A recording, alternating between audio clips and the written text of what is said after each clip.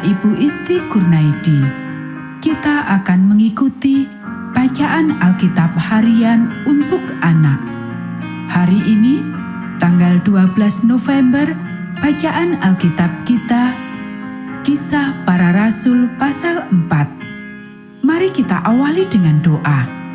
Bapa di surga, kami akan belajar firman Tuhan. Tolong kami supaya kami dapat memahami firman Tuhan. Dalam nama Tuhan Yesus kami berdoa. Amin.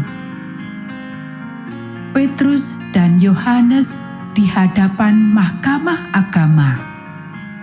Ketika Petrus dan Yohanes sedang berbicara kepada orang banyak, mereka tiba-tiba didatangi imam-imam dan kepala pengawal bait Allah serta orang-orang Saduki.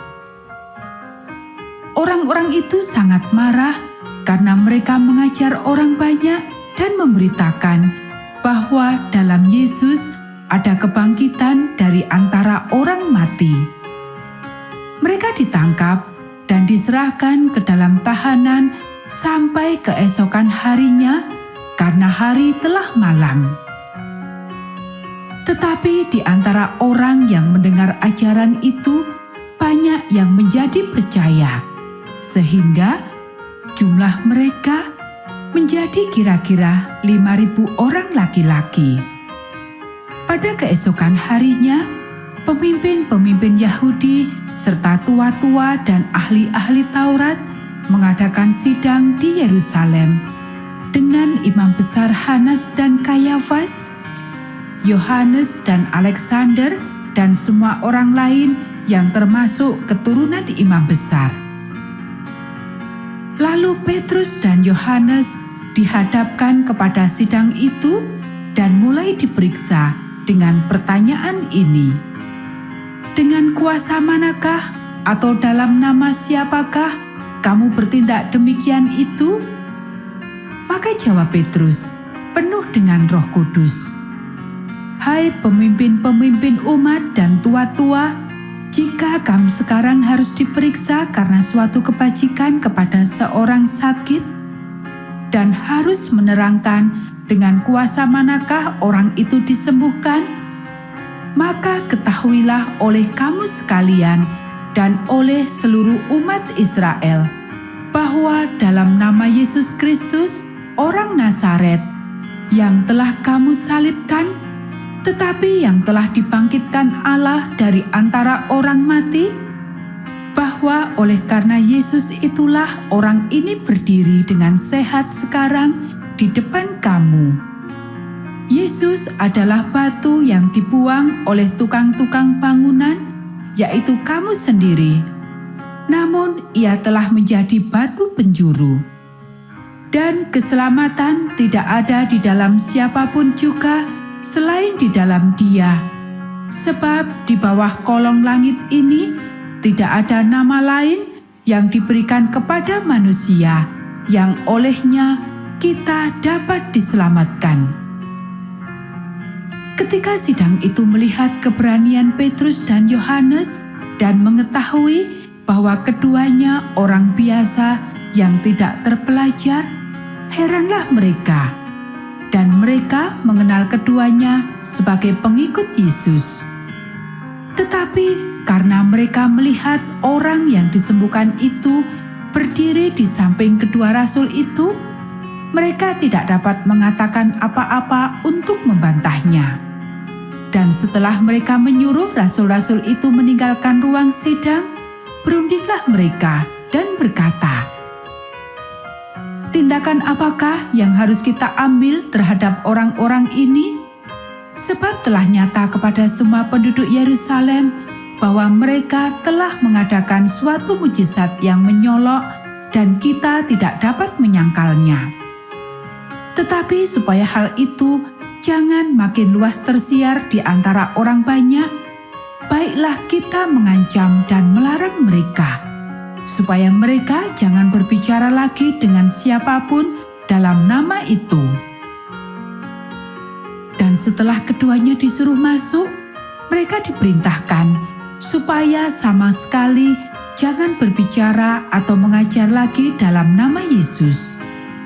Tetapi Petrus dan Yohanes menjawab mereka, "Silahkan kamu putuskan sendiri, manakah yang benar di hadapan Allah, taat kepada kamu atau taat kepada Allah?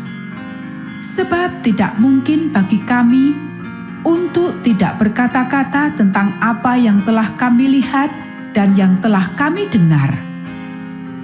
Mereka semakin keras mengancam rasul-rasul itu, tetapi akhirnya melepaskan mereka juga.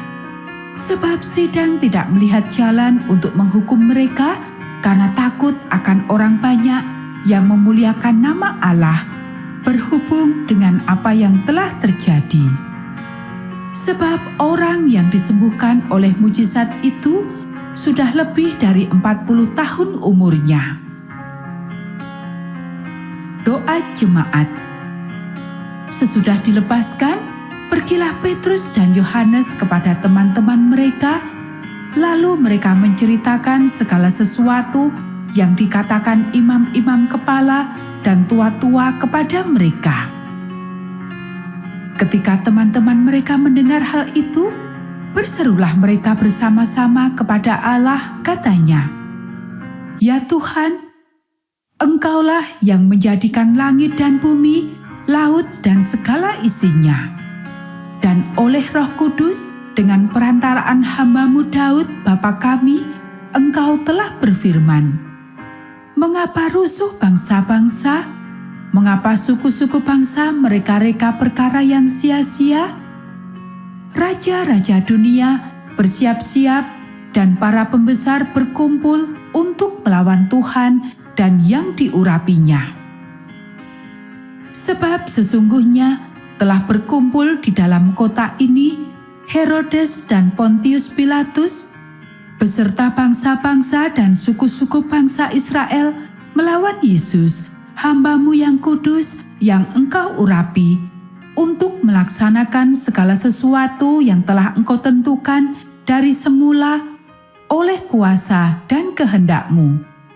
Dan sekarang, ya Tuhan, lihatlah bagaimana mereka mengancam kami, dan berikanlah kepada hamba-hamba-Mu keberanian untuk memberitakan firman-Mu.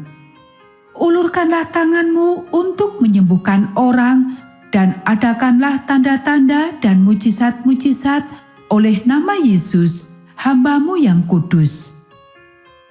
Dan ketika mereka sedang berdoa, goyanglah tempat mereka berkumpul itu, dan mereka semua penuh dengan Roh Kudus. Lalu mereka memberitakan firman Allah dengan berani. Cara hidup jemaat.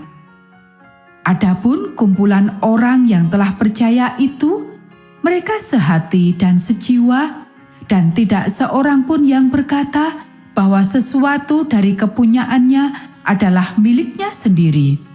Tetapi segala sesuatu adalah kepunyaan mereka bersama.